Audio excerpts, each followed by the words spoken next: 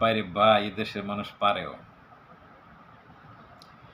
যদি জামাত ইসলামের আমির শহীদ মিনারে ফুলের তোড়া নিয়ে না যাইতো, জিনিসটা হারাম বইলে যদি না যাইতো, তখন তাদেরকে দেশ বিরোধী বলা হইতো। আজকে যারা ফতোয়া দিচ্ছে, যারা বলছে যে জামাত শিরক করছে, তারাই আবার দেশ বিরোধী বলতো তারা দেশকে উন করে না, শহীদকে উন করে না, ভাষা যুদ্ধকে উন করে না। আজকে যাওয়ার কারণে এখন তারা ঠিকই আবার বিরোধিতা করতেছে যে জামাত শিরক করছে। মানে শাকের করাত, যেখানে যেদিক দিয়ে যায় এদিক দিয়ে কাটে, একই অবস্থা।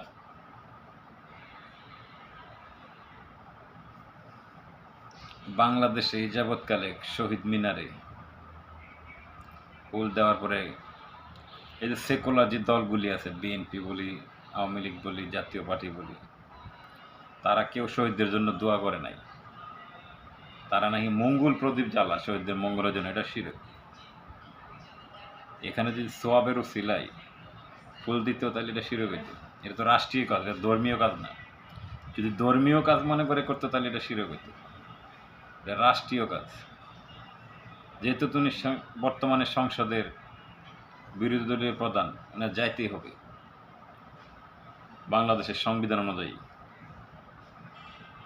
এখন হিসেবে উনি কি সেখানে সোয়াবের নিয়তে গেছে?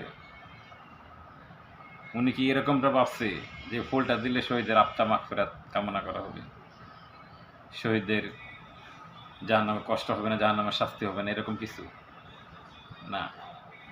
যে শুধু রাষ্ট্রীয় নিয়ম মেনে চলার চেষ্টা করছে তিনি। আর দোয়া, তারেক রহমানও শহীদদের জন্য হাত তুলে দোয়া করছে, শফিকুর রহমানও দোয়া করছে। সকল মানুষের এটাই তো দায়িত্ব, আমাদের শহীদদের জন্য আমরা দোয়া করা। যাই হোক, এখন লাগছে বাসা নিয়ে। বাসার মাঝে নাকি ইনকেলাব স্লোগান দেওয়া যাবে না, ইনকেলাব জিন্দাবাদ স্লোগান দেওয়া যাবে না, বাসার অপমান হয়। যে বাসার জন্য জাতি যুদ্ধ করছে, সে বাসার দিবসটা পালন করে ইংরেজি মাসের 21 তারিখ। এটা কি বাংলা মাসে হইতো না? কারণ বাংলা ভাষার জন্য যে যুদ্ধটা করা হয়েছে, এই কথাগুলি কেউ বলে না। যদি আমরা বলতে যাই, আমাদেরকে বলা হয় পাকিস্তানি রাজাকার। ধন্যবাদ।